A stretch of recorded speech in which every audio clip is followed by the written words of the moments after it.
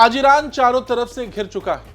Israel से जंग में अमेरिका की एंट्री हो चुकी है। मुस्लिम देश शांत है। रशिया चाइना का जो समर्थन ईरान को मिलना चाहिए था वो शायद नहीं मिला।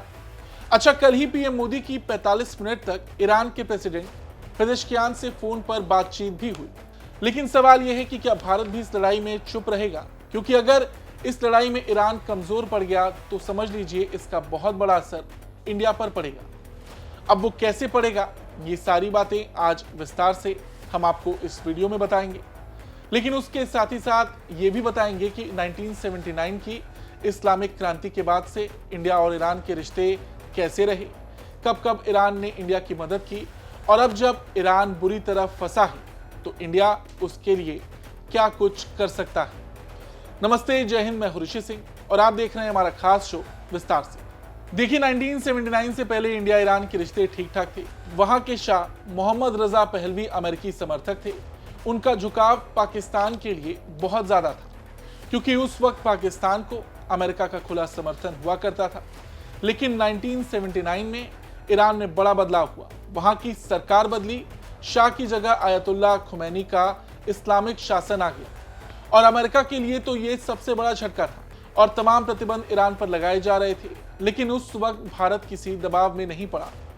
थोड़ी दूरी बना ली थी, लेकिन रिश्ते पूरी तरह ईरान से तोड़े नहीं गए। और फिर धीरे धीरे दोनों देश फिर से एक दूसरे के करीब आने लगे। खासकर तेल के व्यापार ने इन रिश्तों को फिर से मजबूती दी।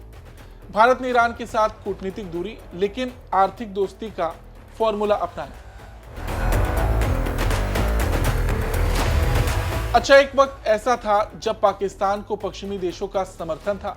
मुस्लिम देशों में भी उसकी पकड़ अच्छी थी, लेकिन फिर भी ईरान भारत के साथ खड़ा था। कई मौके ऐसे आए जब ईरान ने भारत का साथ दिया, जैसे 1994 में यूएन में पाकिस्तान ने कश्मीर का मुद्दा उठाया। उस समय संयुक्त राष्ट्र मानवाधिकार आयोग UN commission on human rights में कश्मीर मुद्दे पर भारत के खिलाफ एक प्रस्ताव लाया जा रहा था। इस प्रस्ताव को इस्लामिक देशों की संगठन organisation of Islamic countries OIC आगे बढ़ा रहा था, और इसमें कई पश्चिमी ताकतवर देशों का भी समर्थन था। और अगर यह प्रस्ताव पास हो जाता तो इसे आगे संयुक्त राष्ट्र सुरक्षा परिषद यानी कि UNSC में भेजा जाता, जहां भारत के खिलाफ आर्थिक प्रतिबंध लगाने की प्रक्रिया शुरू हो सकती थी। लेकिन उस वक्त ईरान ने भारत का साथ दिया और इस प्रस्ताव को रुकवाने में काफी बड़ी भूमिका निभाई। ईरान ने इस्लामिक देशों के बीच भारत के पक्ष में माहौल बनाया और OIC के भीतर मतभेद पैदा कर दिए, जिससे प्रस्ताव पास नहीं हो पाया। सीधा मतलब यह हुआ कि अगर ईरान उस समय भारत का साथ नहीं देता तो भारत को अंतर्राष्ट्रीय स्तर पर बड़ा नुकसान हो सकता था। 1998 में भी कुछ ऐसा ही हुआ, जब भारत ने परमाणु परीक्षण किया। अमेरिका, जापान, ऑस्ट्रेलिया, यूरोपीय देशों ने भारत पर काफी सख्ती दिखाई। इस्लामिक देशों की एक बड़ी संख्या ने भी भारत के इस कदम को लेकर आपत्ति जताई थी। लेकिन ईरान ने उस वक्त भी नपी तुली प्रतिक्रिया ही दी। ईरान ने न तो भारत का खुला समर्थन किया, ना ही किसी तरह की निंदा की। उसने केवल इतना कहा कि ईरान परमाणु हथियारों के प्रसार का विरोध करता है और चाहता है कि दक्षिण एशिया परमाणु हथियारों से मुक्त क्षेत्र बना रहे। लेकिन इसके बावजूद ईरान भारत के संबंध सामान्य रहे। वहीं 2003 में दोनों देशों ने मिलकर ऐतिहासिक कदम उठाया। वाजपेयी सरकार और ईरान के बीच दिल्ली डिक्लेरेशन साइन हुआ।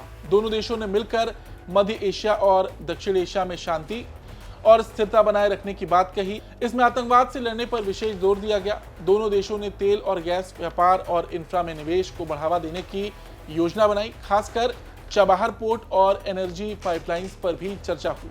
ऐसे बहुत से मौके थे जहां दोनों देशों ने एक दूसरे का साथ दिया। हाँ, ईरान के पाकिस्तान से भी संबंध अच्छे थे, मगर इससे भारत से उसके रिश्तों पर कभी फर्क नहीं पड़ा। और दूसरी ओर भारत ने भी हमेशा से ईरान की मदद की। उस वक्त भी भारत ने ईरान का साथ नहीं छोड़ा जब उस पर कड़े प्रतिबंध लगाए जा रहे थे।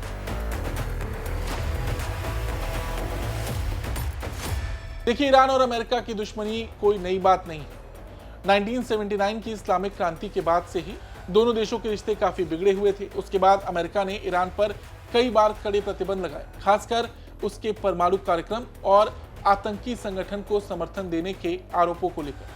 अमेरिका का हमेशा से यह कहना है कि जो भी देश ईरान से व्यापार करेगा वो उसके निशाने पर रहेगा। कई यूरोपीय देशों ने इसी डर के चलते आज ईरान से दूरी बनाई हुई है। ईरान की तेल कंपनियों के कॉन्ट्रैक्ट रद्द कर दिए गए हैं, बैंकिंग सिस्टम के लेन देन रोक दिए गए हैं, तमाम प्राइवेट कंपनियों को भी नुकसान पहुंचा है। कुल मिलाकर ईरान से बाकी देशों ने दूरी बना रखी। लेकिन भारत ने क्या किया? भारत ने ईरान का साथ कभी नहीं छोड़ा। जब डॉलर में भुगतान मुश्किल हुआ तो भारत ने रुपए में भुगतान की व्यवस्था शुरू की। हाँ, तेल खरीदने पर असर जरूर पड़ा, लेकिन भारत ने अन्य चीजों की लेन देन ईरान से जारी रखी, जैसे अनाज, दवाइयां, मेडिकल सामान। और बड़ी बात, भारत ने चाबहार पोर्ट में निवेश जारी रखा, जबकि अमेरिका बार बार इसको लेकर चेतावनी देता रहा है। सवाल यह है कि भारत ने हमेशा से ईरान का समर्थन क्यों किया? तो देखिए, इस बात को समझना होगा कि ईरान भारत के लिए पश्चिम एशिया में संतुलन बनाने वाला देश है। और रही बात अमेरिका की, तो अगर 10-15 साल पीछे जाएं तो अमेरिका पाकिस्तान का समर्थन करता था। अमेरिका ने हमेशा से भारत का विरोध किया, तो अमेरिका के दबाव में भारत कभी नहीं पड़ा। भारत जानता था कि ईरान एक रणनीतिक सहयोगी है, खासकर अफगानिस्तान और मध्य एशिया तक पहुंच के लिए। ईरान भारत के लिए पश्चिम एशिया में संतुलन बनाने वाला देश है, न ज्यादा कट्टर, न अमेरिका के इशारे पर चलने वाला। और भारत अमेरिका की राजनीति को भली भांति समझता है। अब आते हैं असल मुद्दे पर। ईरान कमजोर हुआ तो क्या होगा? देखिए, अमेरिका ने ईरान के परमाणु ठिकानों पर हमला कर दिया है। उसके बाद ईरान ने इजराइल पर मिसाइलों की बारिश की। इधर भारत टेंशन में है। क्यों? क्योंकि ये लड़ाई भारत पर भी असर जरूर डाल रही है। कल ही पीएम मोदी की ईरान के राष्ट्रपति पेजेश्कियान से 45 मिनट तक बात चली। जाहिर तौर पर भारत ने शांति की अपील की है, क्योंकि ईरान कमजोर पड़ेगा तो भारत को कई मोर्चों पर नुकसान हो सकता है। चाबहार पोर्ट पर भारत का कंट्रोल खतरे में पड़ जाएगा। तेल गैस की कीमतें आसमान छू सकती हैं। खाड़ी में रहने वाले लाखों भारतीयों की सुरक्षा खतरे में आ जाएगी। इसके अलावा अफगानिस्तान और सेंट्रल एशिया तक भारत की सीधी पहुंच भी रुक जाएगी। आज की स्थिति को देखें तो आज भारत वही कर रहा है जो हमेशा करते आया है, संयम और संतुलन से काम करना। अमेरिका, इजराइल, ईरान, इन सब से भारत के गहरे संबंध हैं। शायद ही कोई देश हो जिसके इन तीनों देशों से ऐसे संबंध हो। भारत लगातार लड़ाई बंद करने पर जोर दे रहा है। भारत ने कोई जल्दबाजी नहीं की, हमेशा की तरह नपी तुली रणनीति के तहत चल रहा है। लेकिन अगर ये मामला बढ़ता है तो भारत को अपनी दिशा तय करनी होगी, क्योंकि सामने वाला देश भी भारत का सबसे पुराना सहयोगी है। ईरान के अलावा इजराइल की बात करें तो इजराइल भी वो देश है जो भारत के बुरे से बुरे वक्त में साथ खड़ा रहा। तो ऐसे में भारत के हित में यही बात होगी कि ये युद्ध जल्द से जल्द रुक जाए। फिलहाल आज इस खबर में इतना ही। आपको ये खबर कैसी लगी तो कमेंट करके जरूर बताएं। धन्यवाद।